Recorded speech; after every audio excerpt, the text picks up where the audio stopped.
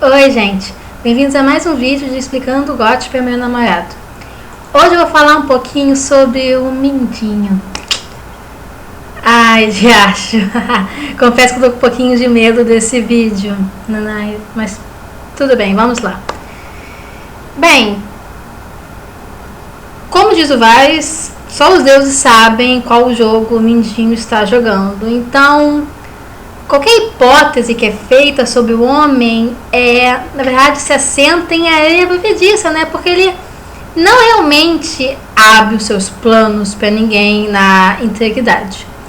Uma metáfora muito legal que eu li nas minhas pesquisas para esse vídeo é que, enquanto o Vai seria uma analogia da onipresença, o Mindinho seria mais a onisciência. Eu acho que combina bem com esses dois personagens. Aliás, eu tenho que esclarecer desde já que, ao contrário de muitos vídeos sobre esse personagem enigmático, eu não vou fazer uma recapitulação de todas as farsas do Mindinho, da sua origem, da sua paixão frustrada pela Caitlyn, dos seus ferimentos infligidos pelo Brandon, da gravidez da Lisa, tal. Sim, não dá para fazer esse detalhe, primeiro pelo tempo, né? E segundo, pelo fato que, assim, tá em todo lugar essas informações em outros vídeos, e num resumo que eu vou deixar aqui embaixo, que eu achei bem legal, que sintetiza bem tudo que o cara teve envolvido até agora. Então, por isso eu não vou entrar em detalhes sobre essas temáticas anteriores. Eu vou focar, na verdade, sobre o que o Mindinho planeja daqui por diante. Bem, acho que todo mundo tem em mente já que o Mindinho ele quer ferrar com a alta nobreza. Ele não quer vencê-los. Ele não quer se tornar o rei dos 7 reinos. Não. Ele quer acabar com aquele sistema. Ou então alterá-lo em benefício próprio. O que eu acho bem mais provável. Enfim, mas como ele ia fazer isso, né? Que assim, ele parece tão aleatório que até mesmo algo que ele fala na série, né? Que você tem que sempre manter os seus adversários confusos para que eles não saibam o que você está planejando na verdade.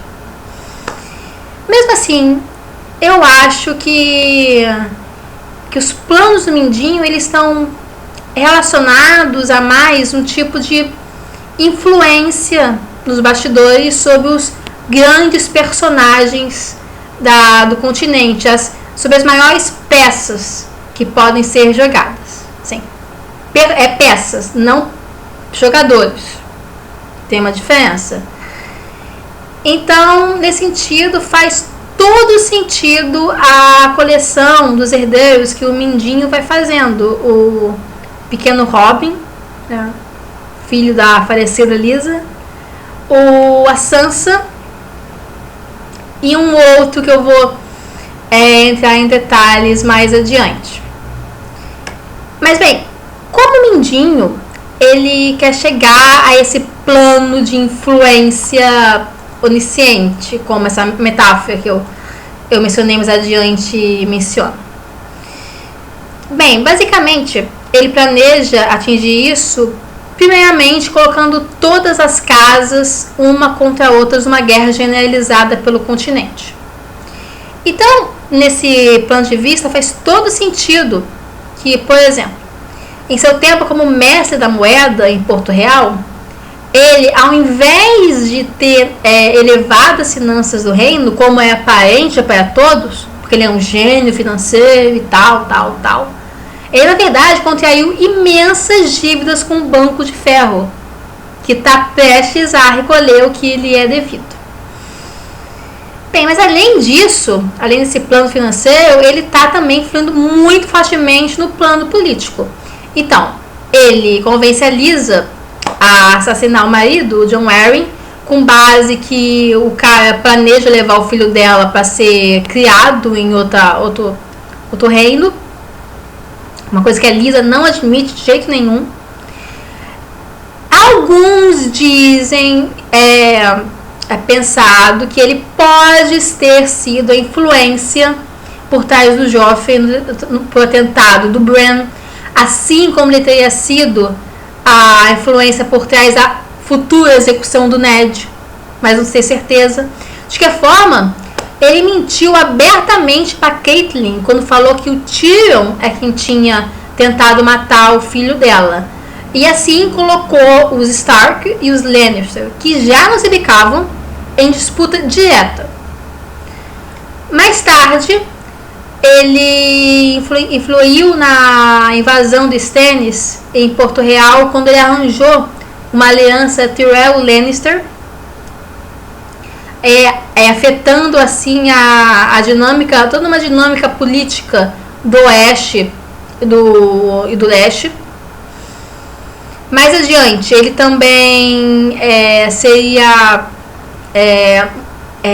beneficiado com sua rede de informação quando ele deduziu para os Lannister que havia uma conversa de matrimônio entre a Sansa e o herdeiro dos Tyrell, o Willas, pelo qual ele seria recompensado com Harrenhal, que é um assento perto do olho dos deuses, no centro do continente. Ele também teve participação na morte do Joffrey, que foi o maior caos generalizado, colocou os Lannister contra os Lannister, destruindo a própria base da família real, além de prejudicar bastante Tyrell. Depois ele ainda sequestraria Sansa e na sequência mataria Lysa. Então ele tomaria para si em um golpe só o controle da suposta herdeira do norte e o controle do vale, né?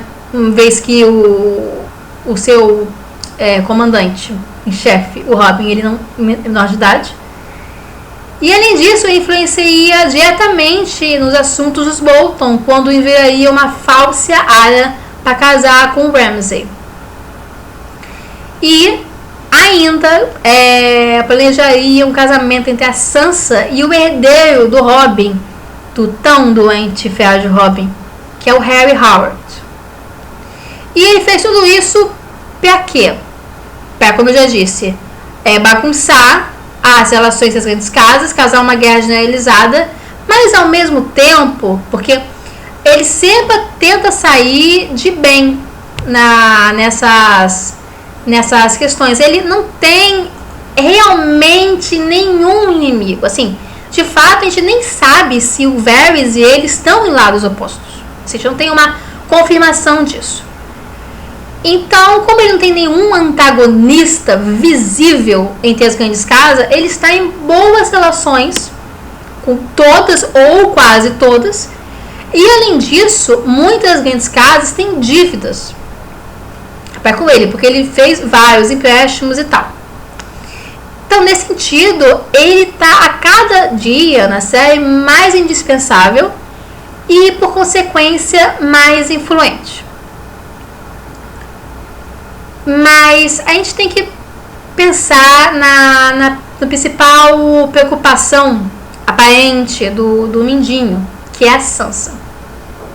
Bem, o que a maioria dos leitores pensa, né, quando é apresentado com essa dinâmica do Mindinho e Sansa? Ele quer casar com ela para ter um norte para ele. Então, por que ele casaria ela com Harry Howard, que é o herdeiro do Vale? Que, sim, tá meio longe do norte, né? Comandar 2 reinos, principalmente um tão grande quanto o norte, já é uma tarefa bastante, como posso dizer, não só difícil, como desafiadora, né? Porque muitas vezes os interesses dos 2 reinos se conflitam. Mas, além disso, a Sansa, ela é uma traidora do reino, né? Ela é suspeita de ter matado o rei. E ele quer casar ela abertamente com Harry Howard. Esse plano, ele é um bocado esquisito. Na verdade, eu arriscaria dizer que não faz nenhum sentido e logo é falso. Mas, antes de falar mais sobre o que eu acho que é o verdadeiro plano do Mindinho, eu queria analisar a proposta dele para a Sansa de casamento com vocês. Quando Robert morrer, Nosso pobre bravo passarinho é um garoto tão doente que é apenas questão de tempo. Quando Robert morrer, Harry, o herdeiro, se tornará Lord Harold, defensor do vale e senhor do ninho da água. Os vassalos de John Arryn nunca gostarão de mim, nem de nosso tolo e trêmulo Robert, mas gostarão de seu jovem falcão. E quando se reunirem para o seu casamento, e você sair com seus longos cabelos ruivos, vestida com um manto de donzela branca e cinza, com um lobo gigante desenhado na parte de trás. Ora, todos os cavaleiros do vale ofereceram seus espadas para conquistar o que é seu por jeito de sangue. De modo que são estes os presentes que lhe dou, minha querida Sansa: Harry, o ninho da águia e o Winterfell. Isso é tudo beijo, não acho? Bem, agora vamos analisar juntos cada pedacinho desse suposto plano do Mindinho. Em primeiro lugar, ele se baseia inteiramente na hipótese do Robert morrer.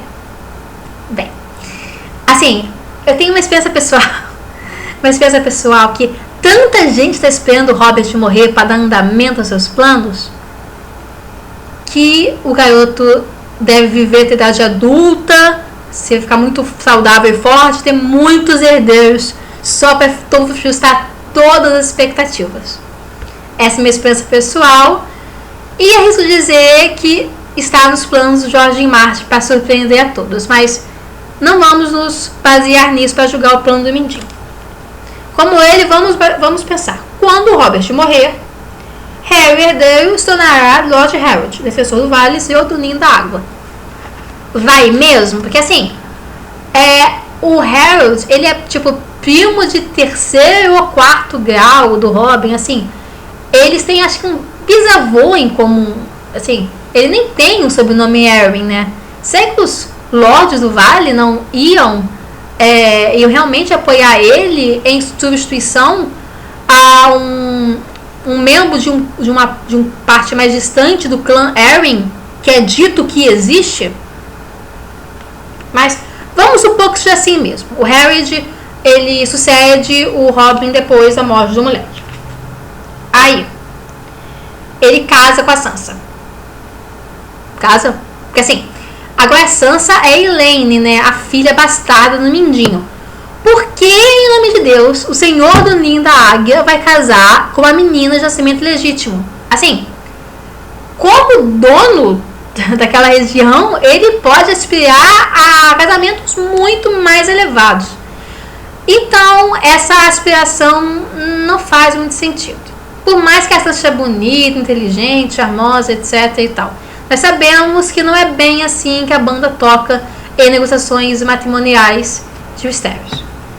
Mas vamos supor isso mesmo: Harry de casa com a Sansa. Aí a Sansa, na semana de casamento, basicamente assume que ela é a Sansa Stark, a fugitiva da realeza, aquela que matou o rei. Será que essa mulher vai ser apoiada pelos Cavaleiros do Vale? Não sei não. Pelo que eles sabem, ela matou o Joffrey. Assim, como eles nunca se empenharam abertamente na revolta, eu arriscaria dizer que existem muita gente do Partido Realista lá. Mas tá, beleza. Mas tem outra questão, a questão mais importante que eu faria aqui de toda essa bagunça. Por que o Mindinho vai abrir mão da Sansa? Assim, pelo que a gente sabe, ele é louco pela garota, assim, louco de uma forma totalmente pervertida e abusiva e tudo, mas ele é apaixonadíssimo por ela, como um dia foi apaixonado pela mãe há tantos anos antes. Ele vai só abrir mão dela? Assim, e além disso, desperdiçar uma jogadora tão boa em um casamento com um cara que ele, claramente não respeita muito? Nesse momento que a gente tem que abordar a revolta de Porto Real. Bem, não sei se vocês lembram, mas é um acontecimento no segundo livro que ocorre pouco depois que Myrcella zarpa para Dorne para casar com o príncipe Trystane. A devido às armações do Tyrion, né, para pacificar aquela região, que nunca se deu muito bem com a nova dinastia dos Baratheon. E quando o cortejo real está retornando para a Fortaleza Vermelha, uma multidão esfomeada, que interessantemente tem gosto de alho, ou cheiro de alho na boca, a Sansa descreve assim. Eles cercam o cortejo e atacam. Bem, eu diria que essa revolta, que pareceu tão espontânea, na verdade foi totalmente armada pelo Mindinho. Diferentemente da opinião do Jaime, que acha que foi tudo armado pelo Varys. Eu acho que foi do Mindinho. E por que eu acho que foi do Mindinho? Porque simplesmente todos os resultados foram benefício dele. Vamos listá-los. Primeiro, o estupro da Lolly Stokeworth aconteceu. E ela, consequentemente, engravidou. Bem, qual a situação da casa Stokeworth? É uma casa muito influente daquela região. Mais tarde ela abasteceria King's Landing, enquanto o Stannis cercava e impedia a entrada de comida. Mas ela não tem herdeiros. A senhora Tanda, ela tem 2 filhas. E a mais velha é estéril, mesmo que esteja casada há 10, 15 anos. Então a esperança de prosseguimento da linha é exatamente a Lollys, mas que não consegue casar, está com 30 anos. Mas ela ainda tem pretendentes.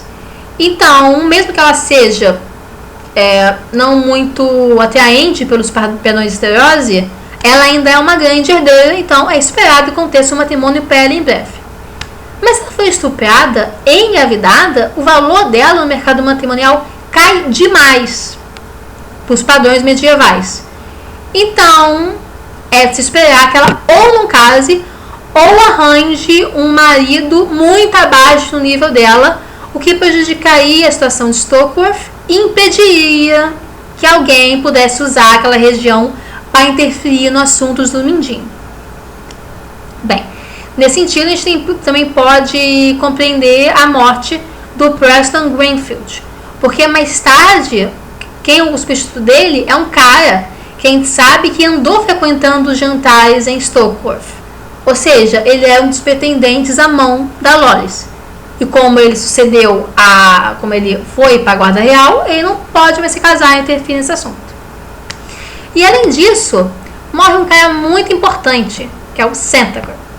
O Centagur, nesse momento da história, ele tinha muita influência sobre Mindinho, porque ele simplesmente é o último cara, depois da morte do Robert, que sabia que a adaga que foi usada para tentar matar o Bran, ela não era do Tyrion, era do Robert. Então o anão não tinha nada a ver com isso. Logo, o Mindinho estava mentindo.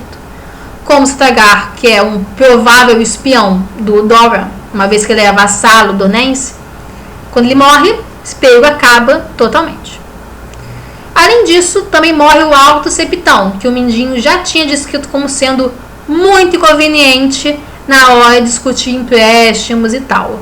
E nós sabemos que o Mindinho estava usando precisamente a questão dos empréstimos para influir nas questões políticas do reino.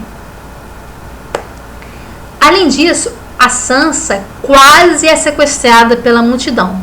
Isso só não ocorre por uma intervenção de última hora do Sandor, que nem devia protegê-la, porque é um escudo joelhado do Joffrey, uma vez que o protetor foi designado para a Sansa, que era o Mendon Moore, ele inesperadamente resolveu proteger o rei.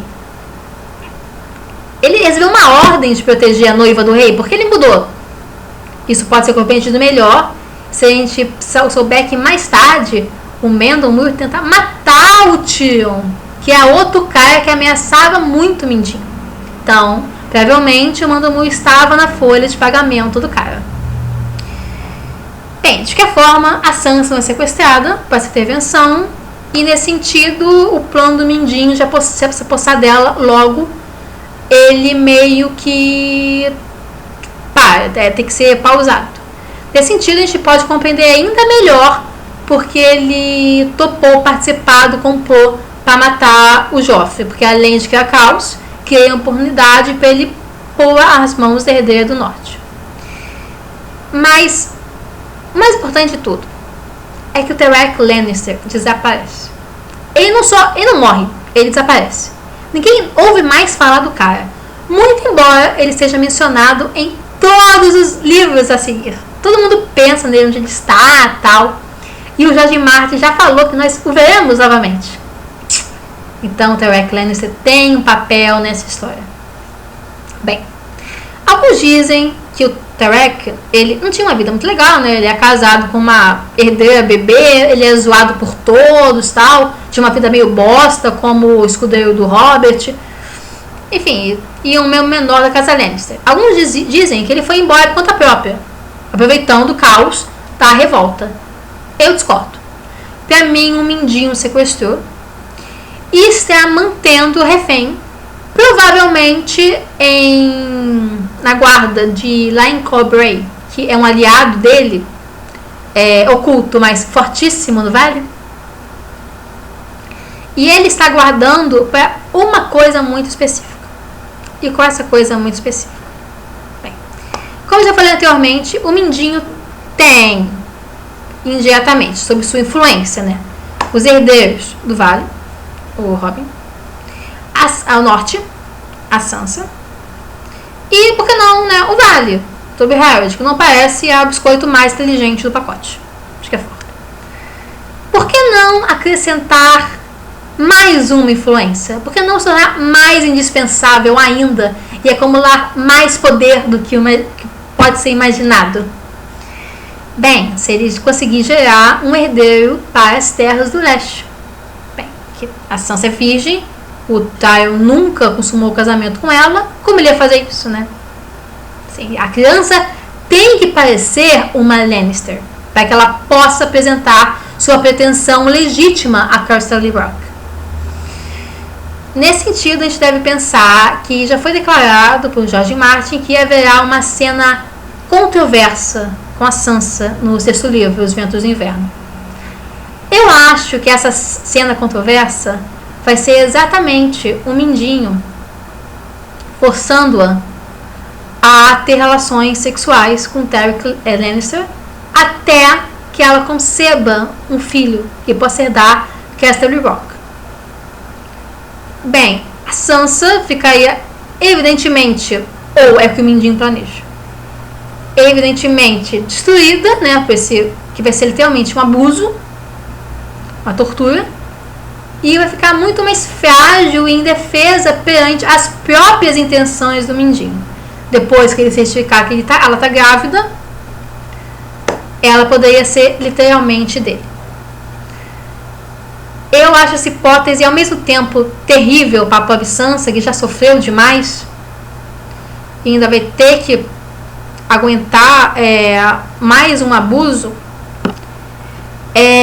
A verdade terrível, eu acho que ela é, de certa forma, previsível, até considerando algo que acontece na série, né? Que ela casa com o Ramsay e sofre uma série de abusos. Eu acho que, na verdade, isso é uma pista para o que pode acontecer no próximo livro.